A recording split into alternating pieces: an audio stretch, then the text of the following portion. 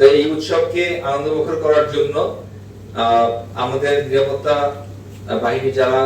বাহিনীর সদস্য যারা আমরা এখানে আছি এবং বিভিন্ন সংগঠনের আপনারা যারা এখানে বিভিন্ন পদে প্রতিষ্ঠিত রয়েছেন, আপনাদের সকলের সম্মিলিত প্রচেষ্টা এবং সম্মিলিত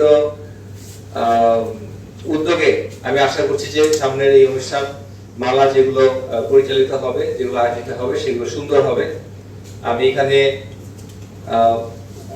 আজকের এই নিরাপত্তা বিষয় সমন্বয় সভায় বেসিক্যালি আমরা নিরাপত্তা কিভাবে নিশ্চিত করতে পারি, কিভাবে আমরা জননিরাপত্তা নিশ্চিত করতে পারি, এবং যারা এখানে এই সুন্দর একটি অনুষ্ঠানকে যারা নস্যাৎ করার যদি কেউ কোনো প্রচেষ্টা নিয়ে থাকে বা চিন্তা ভাবনা করে থাকে, সেটা আমরা কিভাবে ব্যাহত করতে পারি, এই বিষয়গুলো নিয়ে আলোচিত হবে।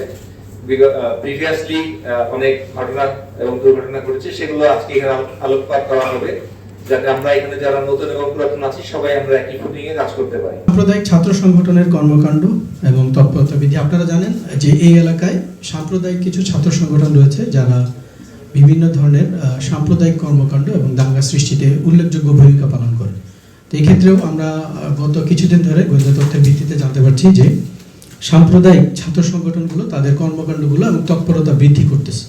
যদি তাদের এই ধরনের কর্মকাণ্ড তৎপরতা বৃদ্ধি পায়, যেটা অবশ্যই সামনের বৈশাখীতে আমাদের একটা ঝুঁকির কারণ হতে পারে, তো এই ব্যাপারে আমাদের তৎপর থাকার প্রয়োজনীয়তা রয়েছে।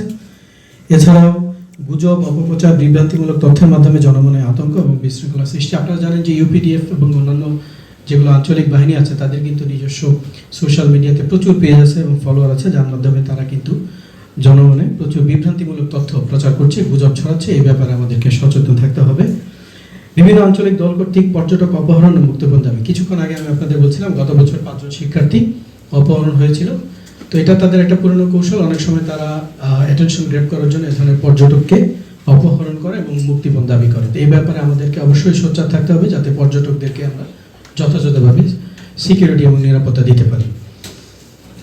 সব মশার বিরুদ্ধে সুরক্ষা দিতে এলো বসুন্ধরা এক্সট্রিম অ্যারোসল। মশার বিরুদ্ধে এক্সট্রিম সুরক্ষা। জ্বালানি তেল সংকটকে কেন্দ্র করে অসন্তোষ এবং অস্থিতিশীলতা সৃষ্টি। আপনারা জানেন জ্বালানি নিয়ে বর্তমানে আমরা দীর্ঘ লাইনে অপেক্ষা করে নিতে হয়। এই ক্ষেত্রে বিভিন্ন সময় কিছু আঞ্চলিক দলগুলো এটাকে ইস্যু করে তারা বিভিন্ন ধরনের সাম্প্রদায়িক দাঙ্গায় রূপান্তর করার চেষ্টা করতে পারে এবং এটা কিন্তু অব্যাহত আছে।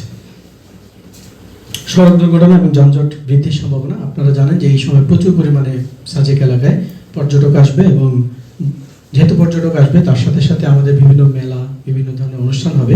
এই ক্ষেত্রে সড়ক দুর্ঘটনা হওয়ার সম্ভাবনা বা আশঙ্কা বৃদ্ধি পায়, পাশাপাশি যানজট হওয়ার সম্ভাবনাও দেখা দেয়। তো শহরাঞ্চলে বেশিরভাগ ক্ষেত্রেই এই যানজটগুলো সংঘটিত হয়। অগ্নিকাণ্ড এবং বৈদ্যুতিক শর্ট সার্কিটের দুর্ঘটনা বৃদ্ধির আশঙ্কা। আপনারা জানেন যে বিজু উপলক্ষে প্রচুর পরিমাণে মেলা এবং বিভিন্ন ধরনের জায়গায় আমরা বিভিন্ন ইনস্টলেশন করছি, যেগুলো টেম্পোরারি ভিত্তিতে, কিন্তু এই সকল ব্যাপার থেকেও কিন্তু বৈদ্যুতিক শর্ট সার্কিট হওয়ার সম্ভাবনা দেখা দেয়। তো আমরা বৈদ্যুতিক শর্ট সার্কিট এবং এই ব্যাপারে